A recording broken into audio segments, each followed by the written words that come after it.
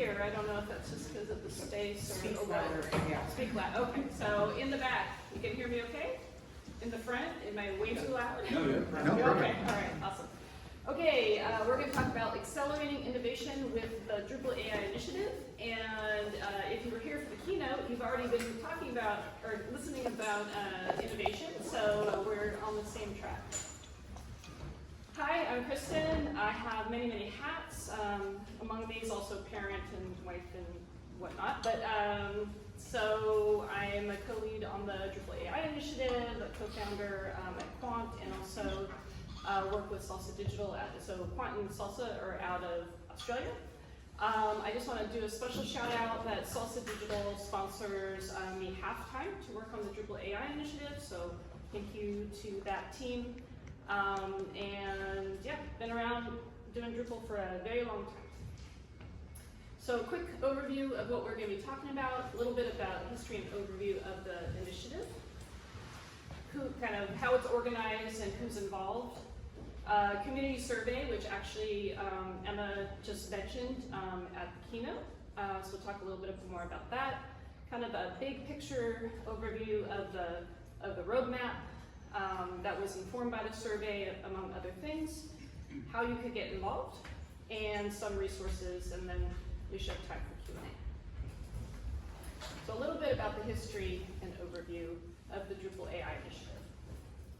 So this is something so the Drupal AI ecosystem has been going for some time.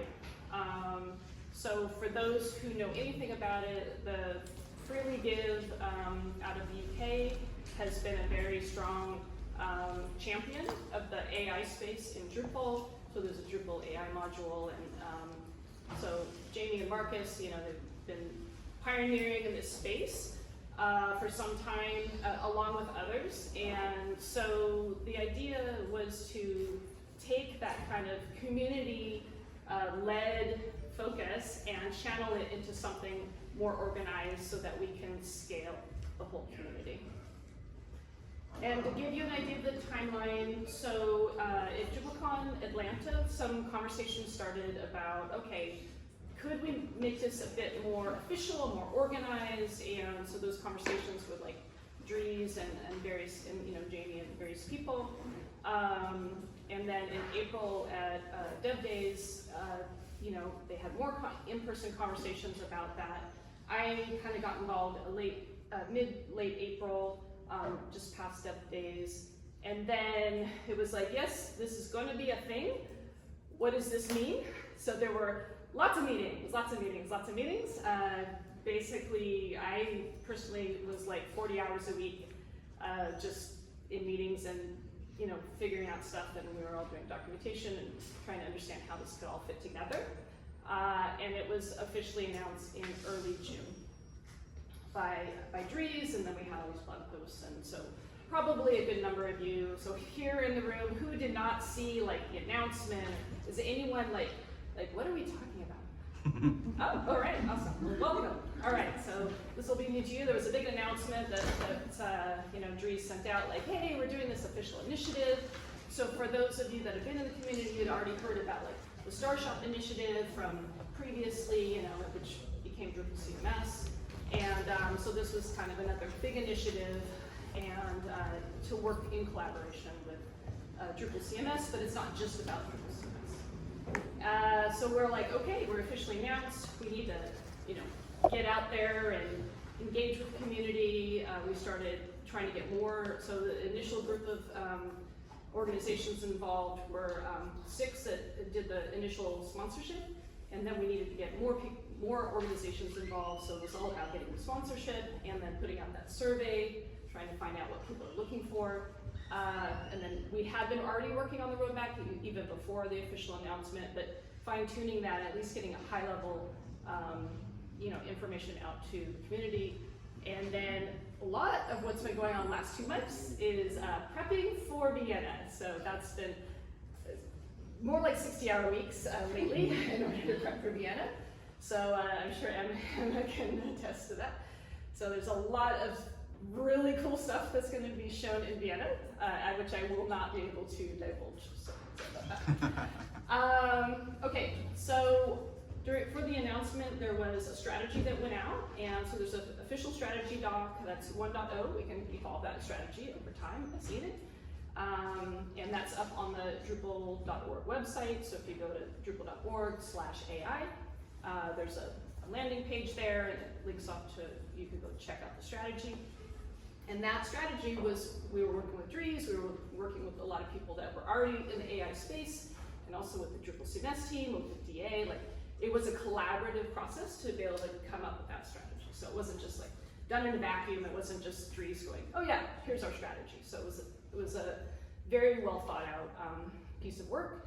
And then we put together this leadership team, which was based on these people that were organizing the initiative initially. At some point, you know, that again will also probably evolve beyond the initial group, but we have this core team right now. And the idea was, we're working a little differently. So we have this idea of actually funding the initiative through these sponsorships, which is a different operating model than other initiatives have used in the past.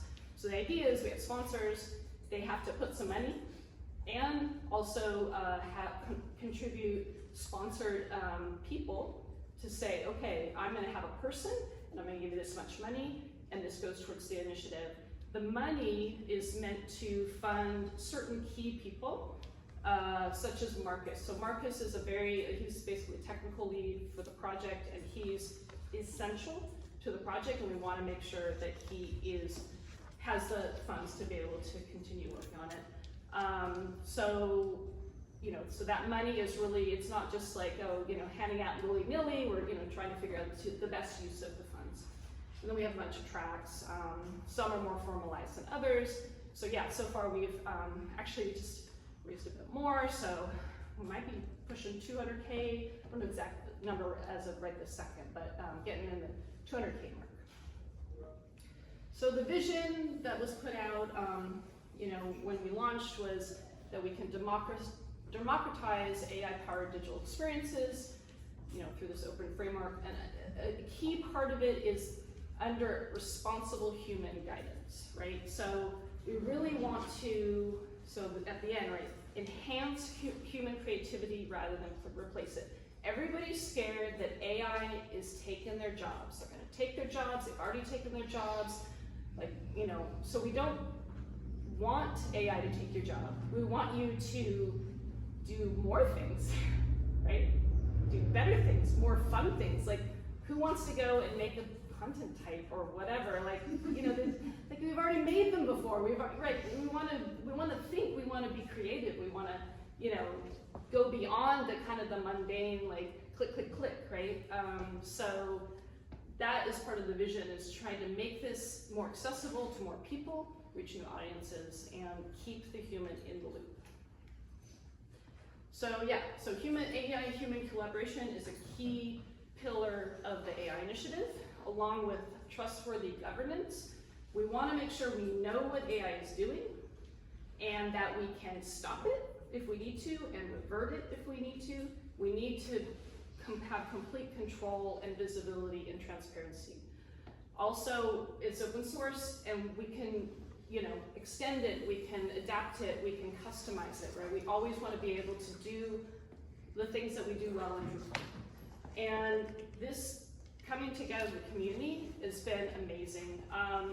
The Starshot initiative was also super amazing. This is just a bit different, the way that the operating model works.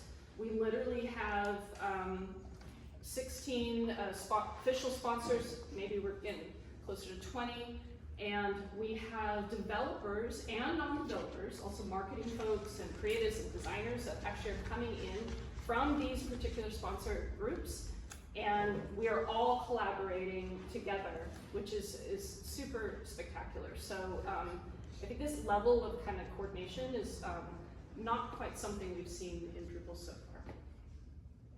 So yeah, we're going to open limitless possibilities with Drupal AI. So go to drupal.org/AI, and there's a number of subpages as well. So this is kind of where it started, right? This is Marcus on the upper left, and Jamie on the upper right, but there are lots of other folks that have been involved. If you look at the maintainers list for that, there's a lot of folks there. So that was sort of the start and the spark, and then there's, just like it kind of, people were sort of making stuff kind of everywhere and not necessarily even to the standard that, this kind of core standard. So then it's like, okay, let's figure it out, let's be more strategic, and let's get on the same page. So some of the, amazing things that have happened is all of these different AI providers that are supported. It may even be more than that right now. This is from a few months ago. But the idea is that make everything, Drupal's flexible, pluggable, configurable, like make it so that you can swap things in out. You want to use a provider for this one particular feature, but you want to use something else for this other one, right? Because there's AI, sometimes they have specialties, like one's really good at, looking at images, and another one's really good at, I don't know, chunking out, looking at PDFs or whatever. So some of the things that you can do today, obviously there's like typical chatbot where you can ask it to like, oh, can you make me a content type, and actually showed some of that, can you make me, someone that knows about Drupal could say, hey, can you make a content type? I want these fields. Someone who doesn't know about Drupal can say, hey, I want to create reviews on my site. Can you help me, right? And then it could suggest, oh yeah, I'm going to make a new content type, and it's going to have these fields, right? But there are lots of, so this is just some of the things that you can do today. Again, if you go to drupal.org/AI, there's a number of things there. So that's just a little bit about the overview and history. Now, so go a little bit more into how we're organized and who's involved. So we do have the initiative leads, and actually I'm missing Gabor. Oops, this is an old slide. Sorry, Gabor, if you end up listening to this at some point, imagine his head right next to somebody there. But Gabor is the coordination lead of Drupal CMS, and in early days he wasn't officially on the leads, but since the last couple months he has been on there, so I need to update this slide. So that top one is basically it's people from the initial founding organizations that put money on the table and people to contribute. So those are the initiative leads. And then we've got the delivery team. You'll see some duplicate faces, I'll explain. But the key part of the delivery team is obviously Marcus. He's the technical lead. He tends to review almost everything. So he's a busy bee, got a lot going on, in addition to also creating a lot of stuff. And then we have a number of quote unquote manager, project manager type roles. We are interviewing and assessing for like a more structured official project management for the different kind of streams of work that we're focused on. So at the moment, like I'm focused a little bit more on like initiative management, which is not the same thing as managing development. So Jamie's more focused on, at the moment, managing what we're calling the strategic evolution development, which is kind of like this like big thinking, long-term stuff. Christoph is managing a bit more of the, and we're calling immediate impact items, like, okay, can we get some recipes out that's like, does this, it does this, it does it, we can go install it and do stuff, right? But we're also onboarding some project managers to fill those roles. And we have a number of sponsors. I think there's 15 on the screen. We have one anonymous sponsor that we're not allowed to show, but we were happily taking their money, and so that's all fine. And then, yeah, it sounds like we might have another 4 or 5 that just landed in the last couple of days. So there's also an advisory board that officially kicks off, I think at the end of this month. And that is basically one person, or it could be more than one person, but representatives of each one of the sponsors would be in the advisor group, along with Dries, along with the AI leadership team, also representatives from the CMS team, if they would like to be involved, and then the DA. So the idea of that forum is that we meet regularly, we get feedback from the sponsors, what's working, what's not, what features do you need, should we reprioritize some things, we're getting, community input of like how to prioritize, but, what are your clients asking for? What do, They can do roadmap suggestions and things like that. So there is daily collaboration across so many channels. It is quite energizing and also overwhelming. But I actually checked how many Slack messages I sent out each week. I've been tracking this the last, I don't know, month and a half. And last week was 600. In the Drupal Slack. That's not even my work Slack, that's just my Drupal Slack that I personally sent out. So sorry folks, I'm everywhere. But yeah, it is a big collaboration with the Drupal CMS team and making sure we're aligned. We're trying to make sure that we're not doing stuff over an island. What AI enablement can we do with the CMS space? And then also there's the community space, also the AI Contrib, which is super, that goes beyond just the initiative. That's just anyone that's wanting to be a part of the AI space at all. Daily collaborations with the Drupal Association. Just a shout out to Lenny and Tim Lennon at the Drupal Association have been amazing. Yeah, so there's a lot of people behind the scenes. And so we loosely have tracks, so they're not like, so Drupal CMS, Starshot had tracks, which were a little bit more officially defined, and we're getting to that point, but at the moment, it's a little bit more of a loose coupling of the types of things that we're working on. I'd say the most baked are obviously the core platform and all that. That's very well understood and kind of where we're going. And also marketing. So Drupal historically has been not great at marketing and not great at UX until more recently. So I don't think I'm saying anything that Emma wouldn't agree with. So it's amazing that we're actually starting to do marketing better. We're starting to do UX better. We're trying to reach audiences. It's not just a bunch of nerds in the room creating some stuff and throwing it in a module and going, ooh, this is awesome, right? Which, I'm a nerd, so I love that too, but it can't just be for us, right? We can't just do it for us. If we want to continue to grow and thrive and, if I'm gonna be around, well, hopefully I'm not doing Drupal another 20 years, but you know what I mean. We want it for the next generation. I don't want my kids. Yeah, I should want my kids. But anyway, we want some young folks. Actually, I had a lovely breakfast. I don't know if Peter's in the room. He's volunteering, so he might not be. But he's doing CS at what was it? Santa Rosa? No, Sonoma State. Lovely young person doing CS, and it's like here volunteering, awesome. That's we want to get those people involved too, right? So young and the non-technicals and everything. Okay, so we'll talk a little bit about the community survey, time check, and some of the feedback. So got quite a few people responding to it. So there was over 200 people that responded and about 200 organizations represented in it. And a lot of people had already been using AI in some capacity.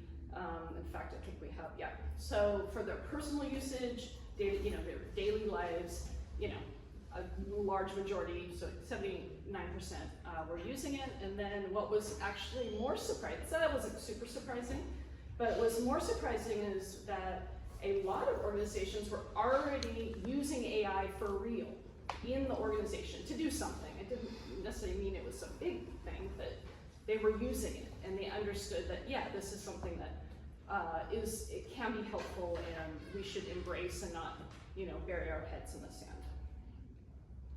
So a key takeaway from the survey is they wanted features that helped automate and provide efficiency while still making sure they had trust, accuracy, and human control.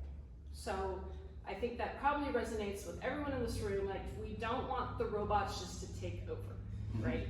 We still want, we are hopefully the more creative and we're still human, right? And we have that human touch that they still haven't figured out. So hopefully won't. Yeah. So the top features, and actually Emma touched upon these as well in the keynote, the top features that people voted for were Search Optimizer. So anyone that's had to configure search before, it could be kind of annoying to tweak it so that it's, it's super nice. So having just something that you could drop in and it just like kind of does it all for you is awesome. That audit trail of like, what are you doing there, AI? I want to sneak peek of what's going on and making sure you don't do anything naughty. So yeah, just making sure that you really know you have that accountability and transparency. Accessibility was a huge thing, which is amazing. That's another thing that, we've actually done pretty well in Drupal for some time, at least in Drupal core, maybe not as much in the, in the contrib ecospace, but is something that is super important that obviously plays into the user experience. This idea of a content librarian to be able to like organize your content and also ties in with search. And what they were calling this approval architect, which is just really basically like, I want to have workflows that, I can moderate content more easily and make sense and have, people checking it and not have to set up a bunch of stuff so that I have to, configure everything and, AI fits in where it makes sense. So, yeah, so basically key takeaways for that were like, focus on automation and enhancing the content management experience, and ensure the quality assurance and that it's not making what Jamie likes to call AI slop. That's his favorite phrase. Like, we don't want AI slop. We want to make sure that we're actually complying with our brand guidelines. We're complying with, whatever accessibility guidelines we have, right? And then there's those challenges, like, can we trust it?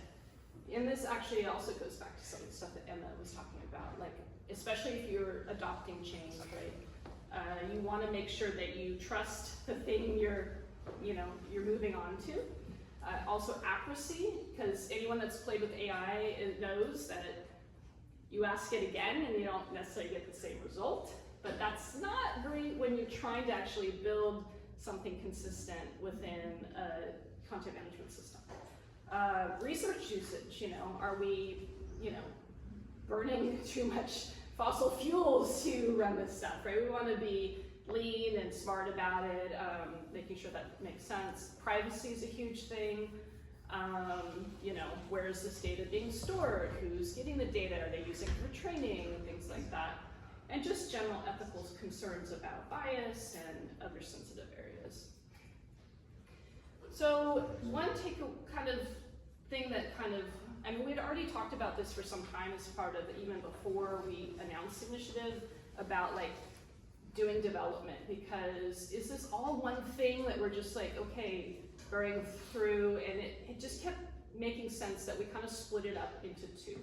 So there's basically a two-focus strategy where we've got this strategic evolution development, which is more the fundamentals, like getting the foundation right, and also keeping on the edge, thinking like, what are people doing? What are they doing with MCP right now? Like, how can we adopt that in? Or what, or the ECA stuff or whatever, like, just always kind of being a little bit more of that leading edge development and having that foundation so that you can build, on top of it. But people are like, I want to use it now. Like, what can I use now? So there's a lot of people who are just like, well, yeah, you're doing cool stuff, but I don't know how to use it. Like, I don't, just give me something. So we have this immediate impact focus also, which that's the, like, ready to go recipes that you can just like, okay, I'm gonna take this one, I'm gonna install it, and it does search well, or does the, accessibility, some aspect of accessibility or whatever, right? So that's sort of the focus, is to split this up. And then, so with that lens, we said, okay, well we had so much stuff in the backlog of what we could do, and then we had the community survey, and things that we knew we were going to do regardless, especially on this like foundational level. So we just sort of split it out and said, okay, let's focus on what is sort of strategic evolution and what's sort of immediate impact. But at the end of the day, we want to build the world's best AI-powered open source CMS, right? That is our North Star. You know, that's what we're headed. We want to be able to just say, people when they're like, oh, I want a CMS, you should use Drupal because they've got it all, they got it all figured out. So like I mentioned, right, immediate impact and strategic evolution. So immediate impact is for day, like install it quickly. Strategic evolution, like we're building the future. But the thing is, they actually feed each other, right? Because if someone's building some immediate impact thing, but they're like, oh, I've got it 90% there, but wait, what about this thing? I don't know how to like fill this last 10% in. Then we go back to the foundation and go, hey, you know, if you just add this little tweak, all of a sudden I'm unblocked and I can, and then all of a sudden you make that thing and it's like, oh, well now we've unblocked, you know, now someone can do something even over here that we weren't necessarily thinking and release that quickly, right?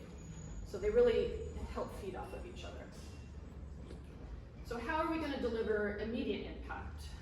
So we basically touched upon it, right? We want them very easy, so there's a lot of UX involved in this one, right?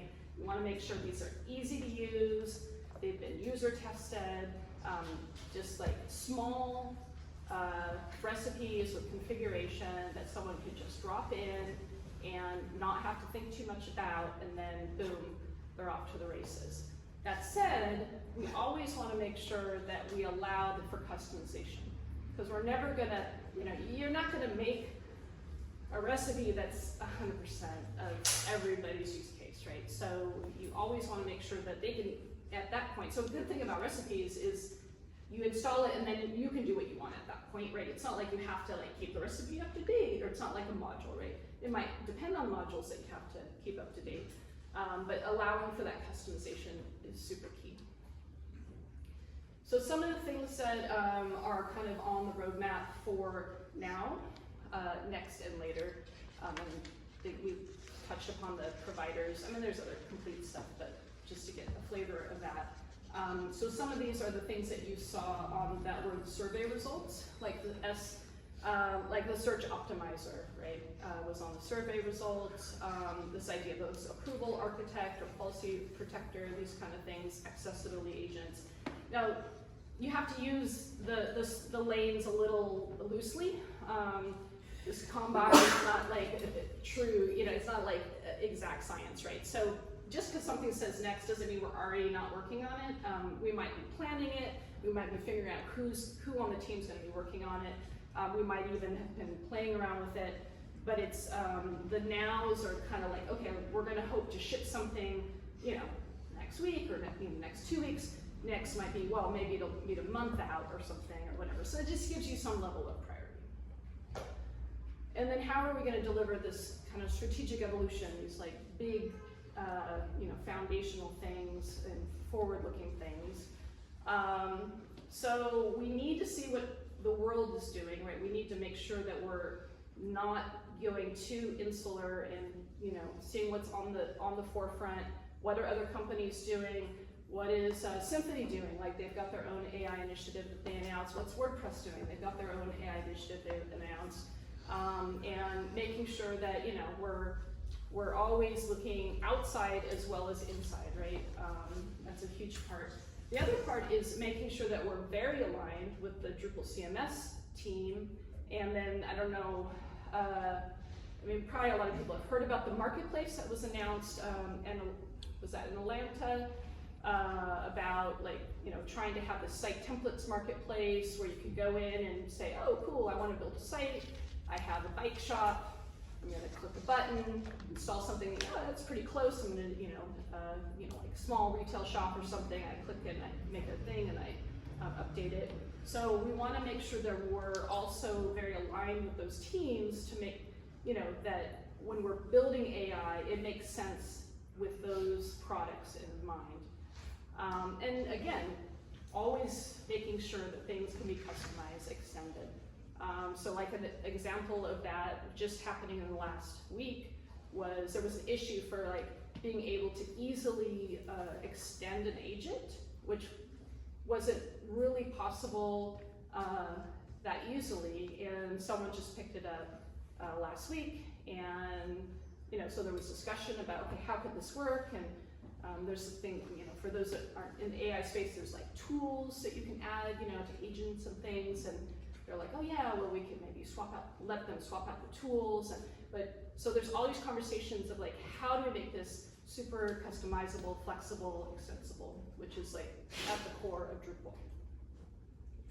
So the things that we're focused on for strategic evolution are tools and orchestration, so like governance, security, permissions. We need to make sure that it's, locked down and doing the right things.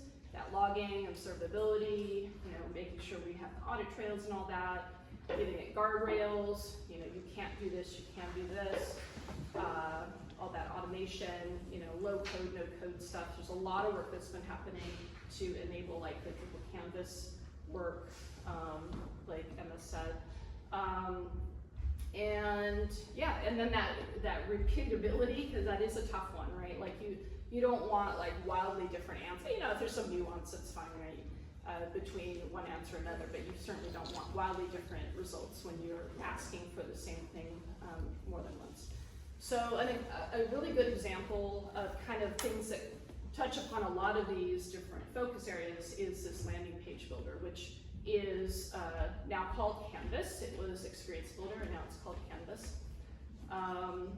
So just to give a touch of the roadmap for that, and again, there's lots of other stuff that they've completed, but to get an idea, and in fact, I think 1.2 beta 1, I think went out yesterday.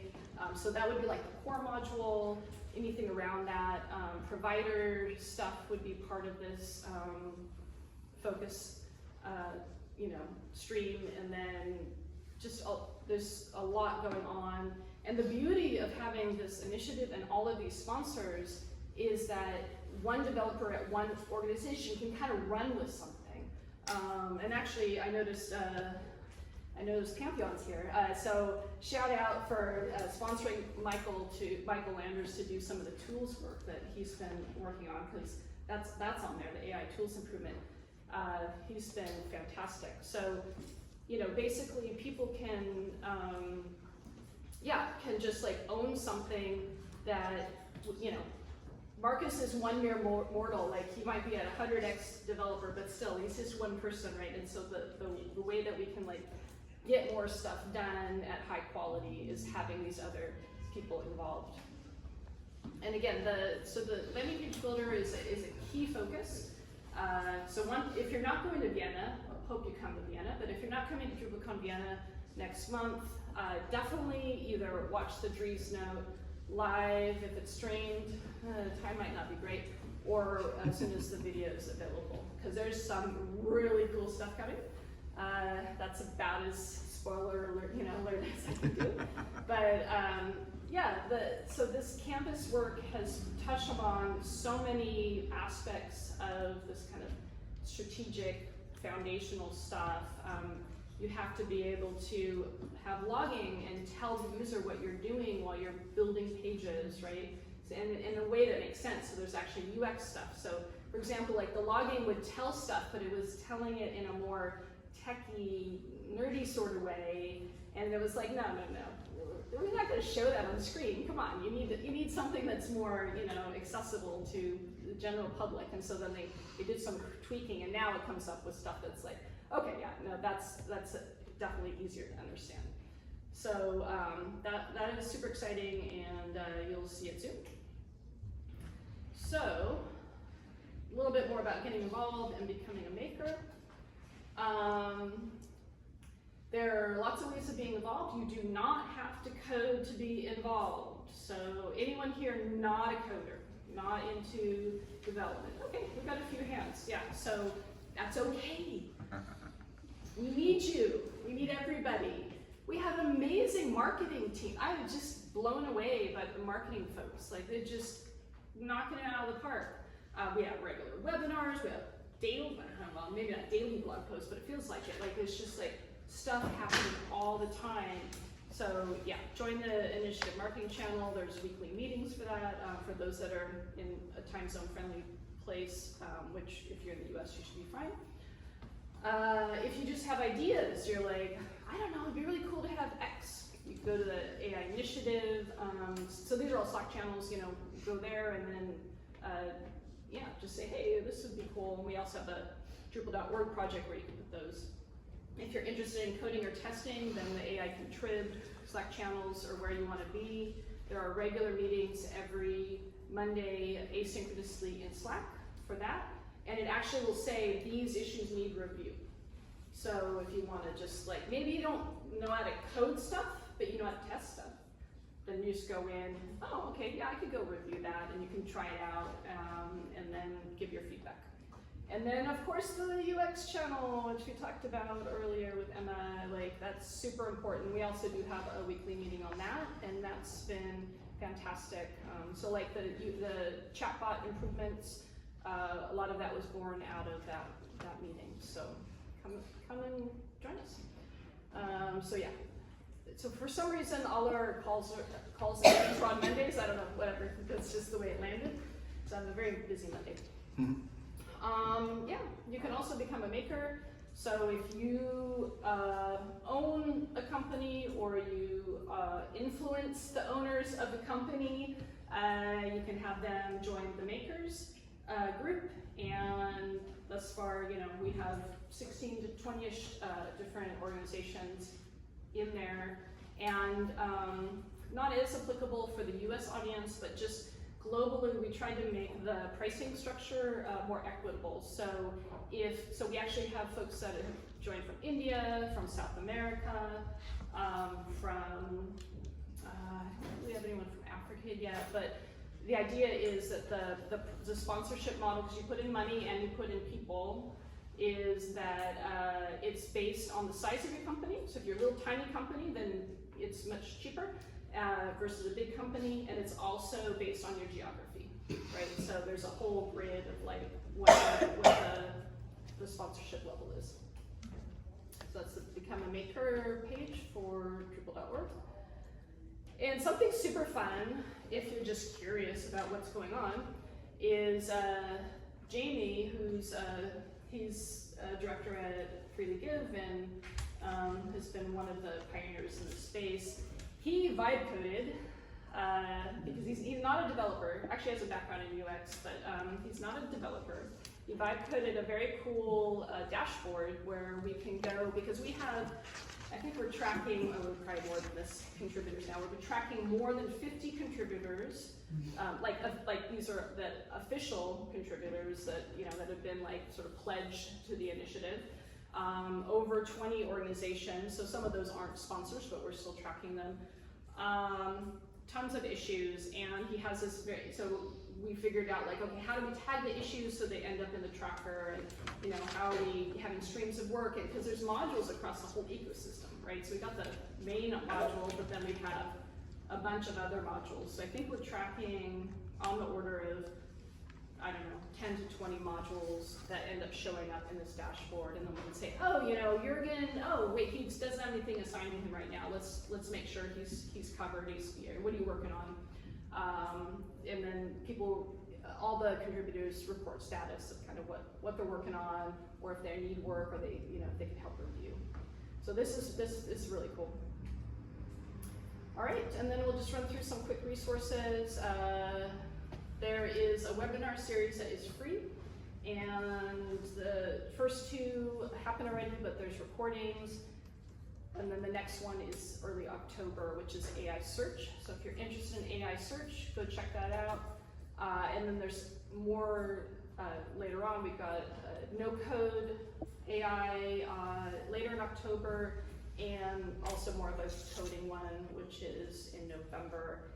And then there's going to be a hackathon that TBD exactly when that happens. So that work those webinars are sponsored by the European Commission, and those are typically run by Freely Give, so Jamie and Marcus, and then Drop Solid also is involved.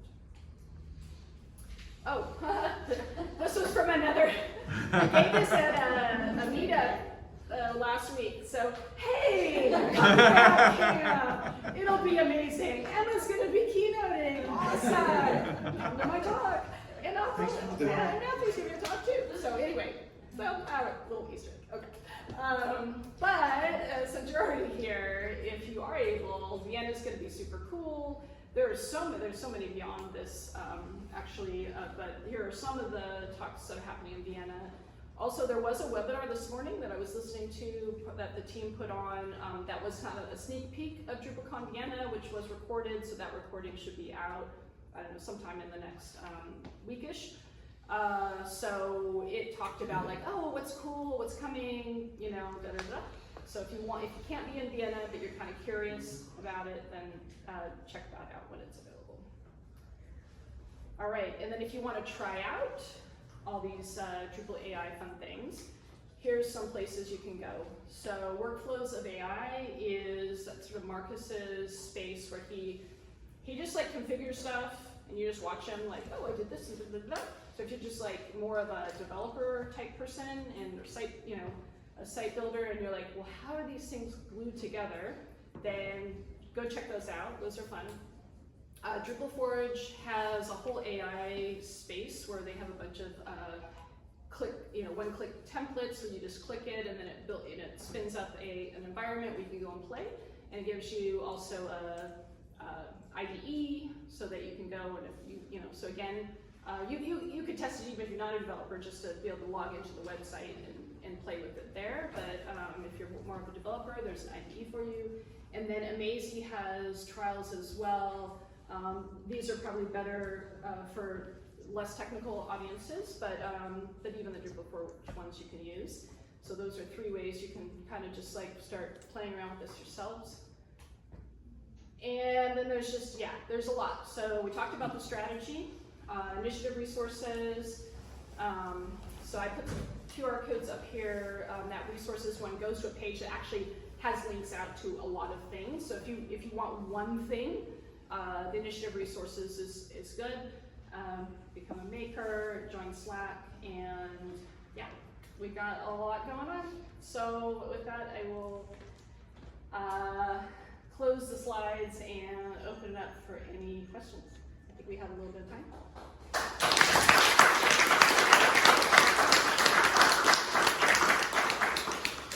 Burning question, yes.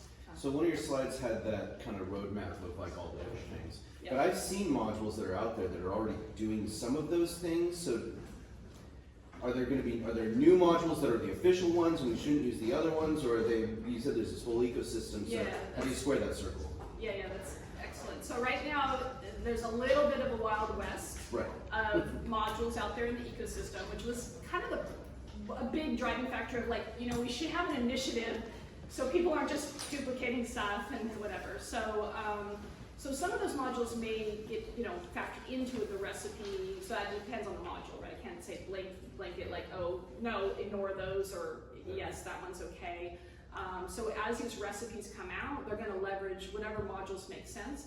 Now, we're not trying to push out anyone that's trying to innovate. So what happens is if someone is doing something that's kind of like, well, that's kind of similar to here, we actually try to pull them in and say, hey, you're doing some cool stuff over here. Why don't you come and join us, at least in AI Contrib, and collaborate, and let's, you know, because some really cool ideas are coming, not, you know, like official, you know, spaces, right? You know, it's open source. We want to welcome everybody. So I would say it'll be more clear, like what are the official recipes that are like coming out, especially if it's something that's part of Drupal CMS. So in Drupal CMS 2.0, there will be some official features that are part of, you know, baked in and easy to use, and Canvas is a huge part of that. So obviously that. But as far as these other modules, so if anyone's watching this and you're like, hey, I made this module and nobody, you know, why doesn't anybody care about, you know, come, we want you, we want to collaborate. And if there's duplicate functionality, we'll just have to figure that out. Well, maybe yours is better. Okay, then let's see how we move to that, or maybe, you know, maybe we can take the best of both and somehow figure out, you know, maybe we deprecate one because it's too confusing for the world. But actually, it's funny that you mentioned that, because it was a DA conversation that happened just recently, was like, there's so many of these modules, and like, which is what, and why do we, so it's a UX issue, right? It's a huge UX issue, like, what are we supposed to use, and what's official, and what's not, and how, or whatever. So we're actually just exploring the space now. Is there a way that we can make it clear to people? Like, so this would be an amazing focus of the, you know, the UX working group, I think, of like, it's noisy, right? It's just like, it's not, it's something we need to solve, but it's not clear exactly the best way to solve it, like through, you know, like your browser and, you know, like, you know, project browser or recipe browser, all these things, because, you know, it's open source and anyone can make a module and anyone can make a recipe. That's been the case for 20 years, though. Yeah, but I think it would be really great. Like, so there's some ideas about like grouping modules, even if it's not like making a submodule, even if it's not like really a submodule. Yeah, I don't know. There's fun. So join AI Contribute if you're not there already, and that would be a fun discussion item for sure. All right, Luke. You kind of addressed it actually right at the end of here, but I wanted to make it more clear, because one of the things, you know, it's such a fire hose of information, of, you know, a massive amount of things to learn, and, you know, huge things coming in all the time. So from the perspective of someone who hasn't yet jumped into this, Yeah. do you have any thoughts as to like what would be, like, Yeah. it doesn't have to be like the best or all, just Yeah. a thing to start with? Yeah, so the question, in case it didn't get on the recording, was like, this is a fire hose, there's a lot there, it's a bit overwhelming. If you're new to all this and you're like, I don't even know where to start, I would actually recommend you start with the blog post. Like, so the marketing team's been amazing. So I'd actually just kind of get yourself familiar with what's going on. Like, I wouldn't even go necessarily dig into code or try the demos. Like, read some of the blog posts, look at the strategy, like just wrap your head around like what are we trying to do at a like high level. And then we have some webinars as well. Trying to think if any of them went into deeper dive. I think they're all kind of at the high level. But once you just kind of get your bearings, and then obviously you heard a little bit about it here as well. So like just get yourself familiar. Then I would recommend looking at, if you're more on the developer site builder side, I would recommend going to the workflows of AI and start watching markets. Like, find some that seem interesting to you. Oh yeah, I kind of might be want to do that, and just watch some of them and be like, oh, well, let me try it. All right, he says you can do this. Let me just try it on my local. Or you can spin up one of the Drupal Forge ones and like, okay, well, let me try it there or whatever. So I would just, go big picture and then pick a use case and then kind of get your hands dirty. And then, if you're like, you want to connect more, then you're getting into the AI Contrib channel and you're joining the meetings and you're, trying to find a space that makes sense for you. But yeah, I would go big picture and down from there. Does that help? Yeah, you're like, kinda, not really. Everyone's gonna try to figure out different things. I don't know if that was me. Maybe. Sorry about that. Let's see, time check. Yeah, so we do have a few more minutes if anyone does have another burning question before we head on to next sessions, or I will open up the floor. Yeah.